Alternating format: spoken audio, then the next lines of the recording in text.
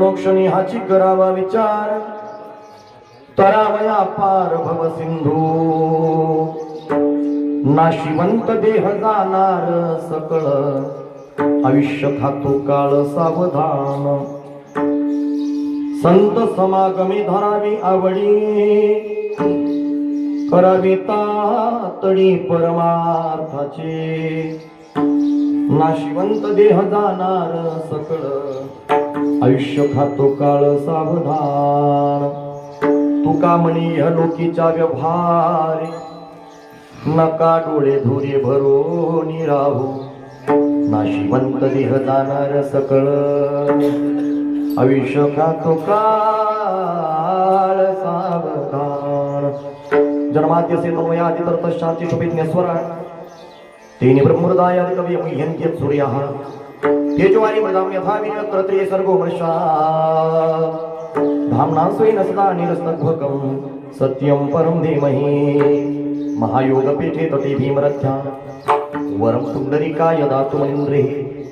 समागत तिष्ठन्तमानन्दकन्दो, परब्रह्मलिङ्गं भजे पाण्डुरङ्गं. ब्रह्मानन्दं परमसुखदं केवलं ज्ञानमूर्तिं, द्वन्द्वातीतं गगनसदृशं तत्त्वमस्यादिलक्ष्यम्. एकं नित्यं विमलमचलं सर्वधि साक्षिभूतं, भावातीतं त्रिगुणरहितं सद्गुरुं तन्नमामि. नमामि सद्गुरुशान्तं सच्चिदानन्द विग्रहं, पूर्ण ब्रह्म परानंद. ईशमानंदी वल्लभं मस्तकै पायामि.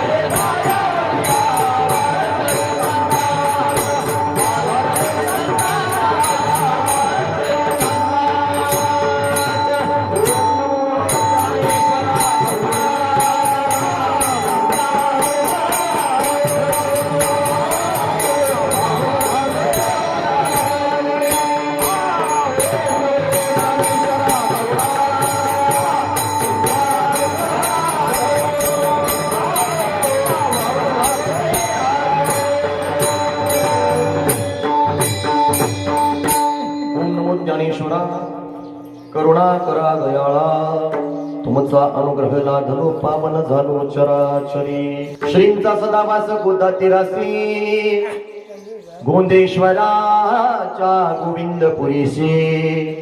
प्रार्थित से दत्त दिगंबराला, नमितो तुम्हार पुनि पुष्पमाला. क्षणोक्षणी हाची करावा विचार, तरावया पार भव सिंधू.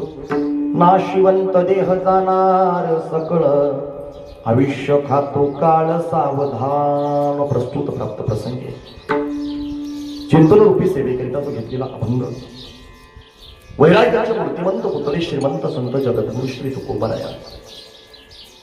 प्रस्तुत अभंग तुकोबरायांचा आहे. तुकोबराय अभंगाच्या द्वारे मनुष्य देहाला उपदेश करतात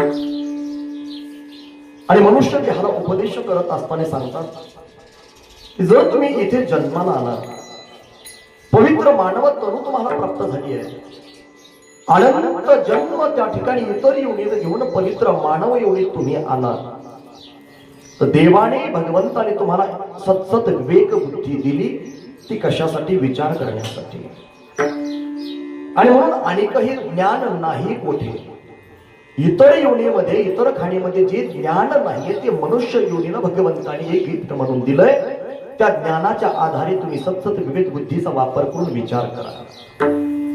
मग विचार करत असताना आम्हाला कोणता विचार करायचा, कोणत्या बाबतीतला विचार करायचा, कसा विचार करायचा ते ऐका. तुकोबराय सांगतात, तुम्ही मनुष्य देहाला जन्माला आलात तर अंदाज लावलाय की मनुष्याचं आयुष्य 100 वर्ष, शतगणी रेते अर्धरात्र खाय.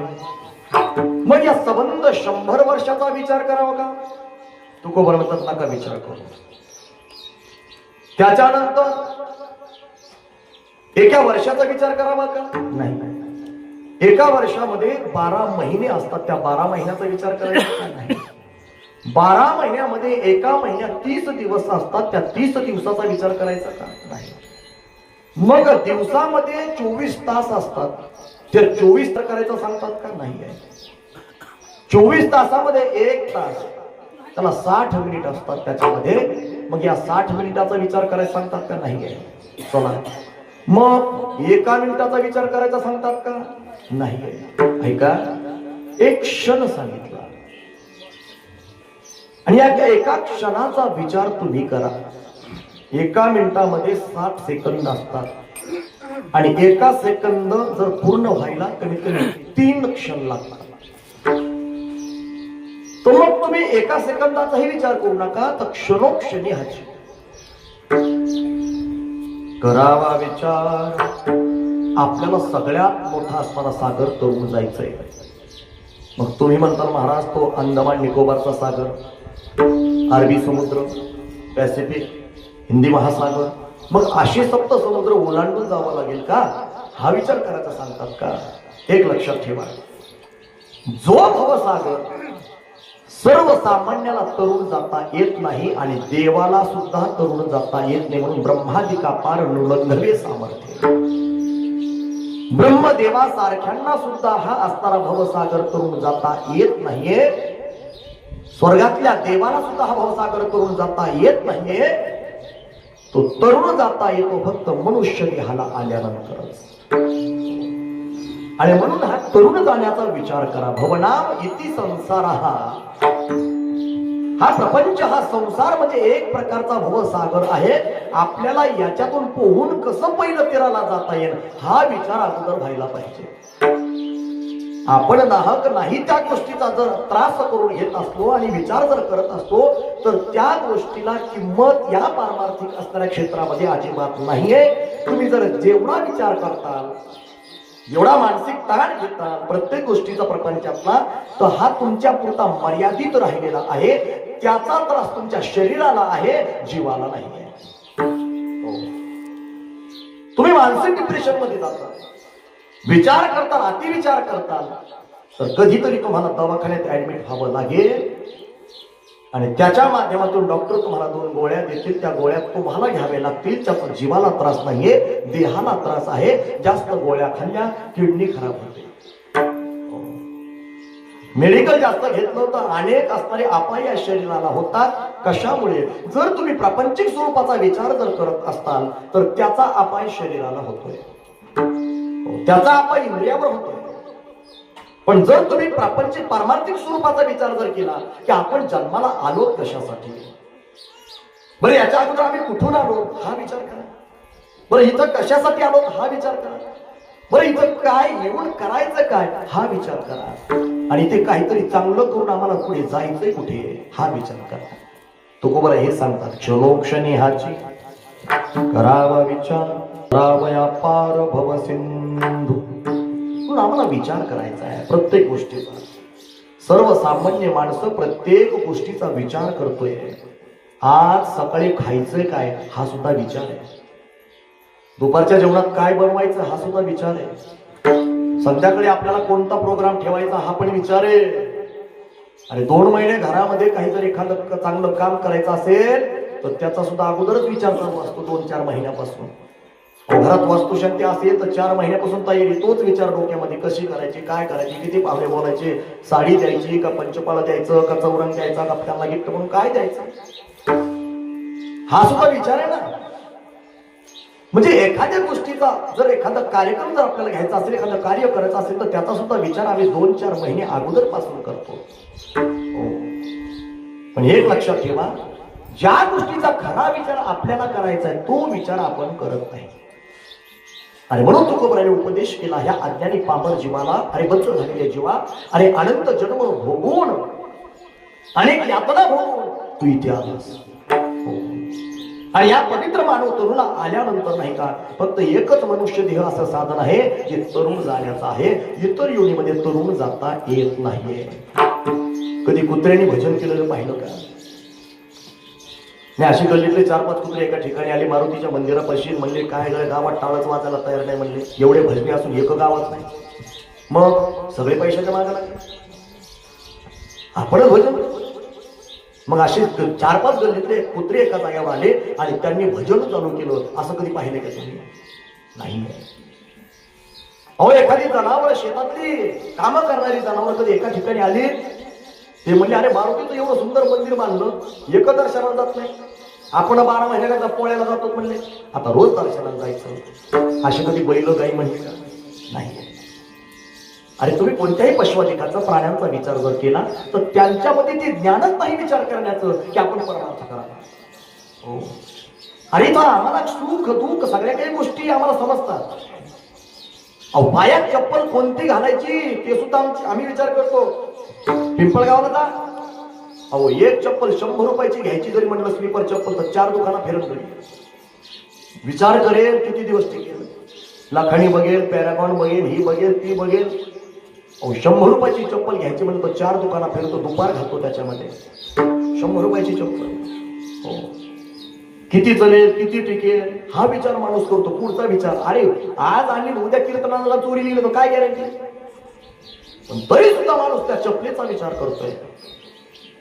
ते जाऊ द्या, गायछाप कोणती खायची, सूर्यछाप खायची का जर्दा खायची, काय खायचं हा सुद्धा विचार आहे. एखाद्याला जर म्हणलं हो माझी जर तंबाखू विसरून त्यावर केले सूर्याछाप पिकाल्या म्हणले नाही सूर्याछाप म्हणजे माती खाल्ल्यावर वाटते. हा सुद्धा विचार करतोय. प्रत्येक गोष्ट किराणा दुकानावर गेला तर सामान घ्यायचं कोणत्या कंपनीचं, तांदूळ कोणते घ्यायचे, साखर कसली घ्यायची, गुळ कसला घ्यायचा. अरे प्रत्येक गोष्टीचा विचार तुम्ही करता. हा झाला लौकिक अर्थाचा विचार. एक लक्षात ठेवा, हा शारीरिक अर्थांचा विचार झाला. पण पारमार्थिक स्वरूपाचा विचार होणं अत्यंत महत्वाचा आहे. जीवनामध्ये प्रपंच करत असताना हा सुद्धा विचार तुम्ही करा की आपल्याला कधी ना कधीतरी हे जग सोडून जायचंय. आणि जग सोडून जात असताना आमच्या कर्मानं, आमच्या सत्कर्मानं आम्हाला भगवंताने कुठे ना कुठेतरी न्यायला यावं. कोणाकोणाला वाटतं की भगवंताने आम्हाला न्यायला यावं? होय बाबा, तुम्हाला वाटतं? तुम्हाला असं वाटतं का की ज्या वेळेला माझा अंतकाळ जवळ येईल त्यावेळेला यमपाश न येता, यमधर्म पुढे उभे न राहता देव न्यायला यावा, देवाचे पार्षद द्यायला यावे? वाटतं ना प्रत्येकाला? वाटतं का? तुम्हाला वाटतं सगळ्यांना? यांना वाटत यायला वाटतं मारायचंच कशाला. आगा मर हा बोल नसा प्रमाणित संतांचे. मरण कोणाला नको पण मरण चुकत नाही. जगातला अंतिम सत्य हे मरण आहे. अंतिम सत्य. तुम्ही कितीही मोठे असू द्या, किती प्रॉपर्टी असू द्या, कितीही सगळ्या काही गोष्टी तुमच्याकडे अनुकूल असू द्या, पण येथे नाही गुरु आणि अवतार इरते पामर जीव किती. देव सुद्धा या भूतालावर जन्माला आलाय. पण एक लक्षात ठेवा, त्यांची आयुष्य मर्यादा आहे. आणि शेवटी आयुष्य संपलंय. भगवान परमात्मा 125 वर्ष कृष्ण परमात्मा या भूतालावर राहिले. 125 वर्ष पूर्ण झाली, निज धामाला गेले. अरे देवाला जावं लागतं. आपण कोण आहे? म्हणून प्रत्येक गोष्टीचा विचार मनुष्याच्या जीवनामध्ये पाहिजे की आपल्याला कधी ना कधीतरी हे घर दार बंगला वाडी हे सगळी काही प्रॉपर्टी सगळं सोडून जायचंय. हो, लक्षात ठेवा, गळ्यातला फुटका मणी सुद्धा सोबत नेता येत नाहीये, बोटातल्या अंगठ्या सोबत नेता येत नाहीये, कितीच असणारी भरजरी शालू असेल तुमच्या अंगावर तोही सोबत नेता येत नाही. एक लक्षात ठेवा. अरे एसी उघडा जासी उघडा, ऐका ना, यायचं उघड जायचंही उघड. मग या बाकीच्या गोष्टीचा अट्टहास जीवनामध्ये मनुष्य धरून बसतोय आणि त्याच्यामुळे जन्म मरणाच्या फेऱ्या गुंतत राहतोय. कुठेतरी इच्छा वासना आकांक्षा या गोष्टी पाठीशी मनुष्याच्या लागलेल्या आहेत आणि त्याच्यामुळे मनुष्य जन्म आम्हाला सुखकर वाटतोय. या अपेक्षाची पूर्तता झाली, प्रत्येक गोष्ट मनासारखी झाली की आम्हाला वाटतं आपल्या जीवनासारखा आनंद दुसरीकडे कुठंच नाहीये. पण या गोष्टीचा विचार करत असताना आम्हाला कुठेतरी जायचं एक दिवस, हे जग सोडायचंय. बघा ना, जिंदगी एक किराए का घर है, एक ना एक दिन बदलना पड़ेगा। जिंदगी एक किराए का घर है, एक ना एक दिन बदलना पड़ेगा। मौत जब तुझको आवाज देगी, घर से बाहर निकलना पडेगा। कधी विचार केला का, अरे एवढ्या मोठ्या वाड्यात आम्ही राहतो, पण त्याच वाड्यापुढे आपली तिरडी बांधल्या जाणार आहे. बघा ना, कधीतरी स्मशानभूमीत अंत्ययात्रेला गेल्यानंतर सुद्धा त्या 50x50च्या जागेमध्ये आपली सुद्धा जागा इथंच कुठं तरी आहे. हा विचार माणूस करतो का? बोला ना. अरे इकडं प्रेत जळतोय आणि इकडं हात बिड्या ओढतोय. अरे तो यमधर्म सुद्धा म्हणत असेल, पुड्या खाणाऱ्याला बिड्या ओढणाऱ्या त्या स्मशानभूमीमध्ये. शास्त्र असं सांगतो, स्मशानभूमीत हसू सुद्धा नाही, हसू सुद्धा नाही. जर तुम्ही हसत असताल तर लक्षात ठेवा, यमधर्म त्याची नोंद घेतोय. कारण मृत्यूचं जन्म मरण संपविण्याचं ठिकाण म्हणजे स्मशान आहे. हा देह ज्याचा त्याला समर्पित करण्याचं ठिकाण म्हणजे स्मशान आहे. म्हणून शरीर ज्याचे त्याचे, पृथ्वी आप तेज वायू आणि आकाश पंचतत्वाचा देह त्या स्मशानात गेल्यानंतरच त्याची त्याला प्राप्त होतोय पंचतत्वाचा. मग जीवाला खरं सांगा, हे शरीर सोडा वाटतं का? वाटतं का सोडा वाटतं का? सांगा ना, बोला. सोडा वाटत नाही, सोडा वाटत नाही. हा ऐका, सोडावा वाटत नाही. एक लक्षात ठेवा, जीवाने ज्या देहाचा अवलंब केला या शरीराचा, शरीर नश्वत, शरीर नाशवंत हे जीवाला माहिती आहे. पण कुठेतरी प्रकार जीवाच्या समोर आला नाही आणि जीव बद्ध झाला नाही, म्हणून देह तादात्म्य त्याला प्राप्त होतोय. आणि देहबुद्धी नावाच्या स्त्री सोबत जीव करार करून या भूतलावर येतोय. एक करार करतोय, करार. मग ती देहबुद्धी म्हणते, मालक मी सांगेन तसं वागायचं. जीव म्हणतो काय हरकत नाही. जीवाजीराव म्हणले आतापर्यंत लग्न झाल्याबरोबर प्रत्येक पुरुष असताना स्त्रीच ऐकत आलाय, मग मी काय करू? रूपकेवर कर. तो जीवाजीराव देहबुद्धीला एक करार करतोय आणि त्या करारावर असं लिहून देतोय की देहबुद्धी तू माझी पत्नी आहेस आणि इथून पुढे तू जसं म्हणशील तसं मी वागतो. आणि म्हणून देहबुद्धी जसं जसं त्याला सांगते तसा तसा जीव वागतोय आणि मुक्त होता परी बळे झाला बद्ध, स्वतःला त्याच्यामध्ये बांधून घेतो. पहिलं देहबुद्धीच्या संगतीमध्ये आल्यामुळे तो देहालाच आपलं मानतोय. मग ज्या देहाला त्याने सुरुवातीला आपलं मानलंय तो देह सोडत असताना त्याला किती त्रास आहे? सोडू वाटतं का? सांगा ना तुम्ही. अहो एखाद्याने बांध मारला, गुडभर जागा देऊ वाटत नाही. गुडभर का? माझ्या बापदादाची आहे, त्यांनी कमावलेली आहे.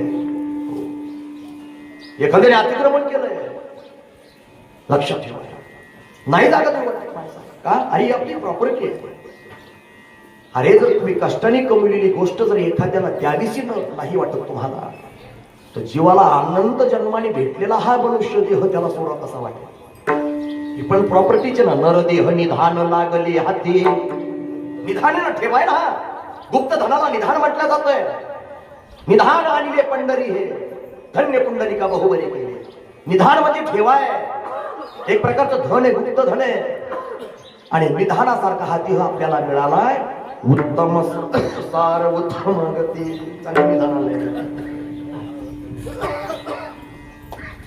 ऐका, मनुष्य देह निधान आहे आणि जीवाला तो अनंत जन्माने भेटलेला आहे. मग याच्या अगोदर अनंत असणाऱ्या एवढ्यामध्ये तो फिरत आला. एक एक एवढी कोटी कोटी फेर आहे. मग अंडज, जारज, स्वेदज, उद्बीज या 3 खाण्या, त्यातली सगळ्यात चौथी खाणी म्हणजे जारज नावाची खाण म्हणजे मनुष्य देह. अरे तो अंडजाच्या योनीतही फिरून आला. हो, परवा आम्ही फुलंब्री तालुक्यातून कीर्तनावर येत असताना आमच्या मित्राचं पोल्ट्री फार्म होतं. मी संकेत महाराज गेलो. ते म्हणजे महाराज एक भेट द्यायला या. मला आपण आयुष्यात तरी पोल्ट्री फार्म पाहिलंच नाही. 20-20, 30-30 हजार कोंबड्या. मग मी म्हणलो नेमकं ह्या कोंबड्याचं आयुष्य मर्यादा किती आहे? ते म्हणले महाराज 41 दिवसात 4 किलोच्या होत्या. किती दिवसात महाराज? 41 दिवस फक्त.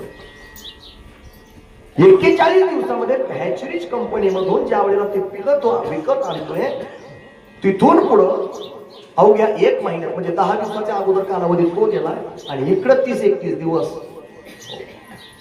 अशा कमीत कमी 10 ते 20 हजार कोंबड्या होत्या. किती दिवस आयुष्य त्याचं? अंदाज 1 महिना, फक्त 1 महिना.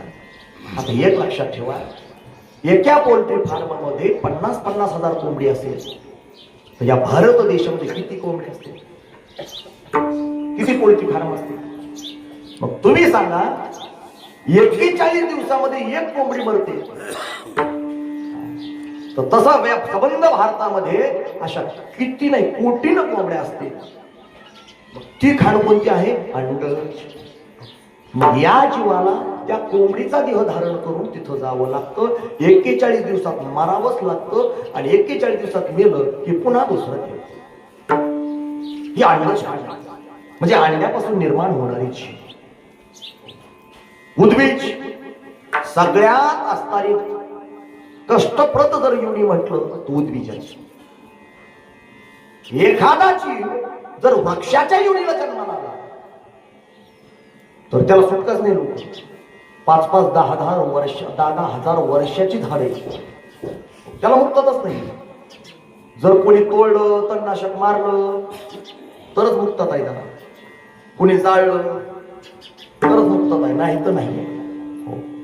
पण अशी विशाल अशी वृक्ष एक मोठा मोठाने आजही आपल्याला वनामध्ये जंगलामध्ये पाहायला मिळतात की ज्यांना जन्म मिळून 10-10, 20-20 हजार वर्ष झाले की तिथंच पडले. मुक्तता नाही, नवजीवनच नाही. ही उद्भिज खाण आहे. स्वेदज नावाची खाण, घामापासून गरमीपासून निर्माण होणारी जीव. एखादं पोतं ओलं करा, जमिनीवर टाका कोपऱ्या कापऱ्यात कुठेतरी, दुसऱ्या दिवशी ते पोतं उचला, कित्येक जीव दिसतील खाली, कित्येक. बरं त्यांना कोणी आणून टाकलं? ते टाकलं. अहो डोकं धुवू नका 10-15 दिवस, महिनाभर.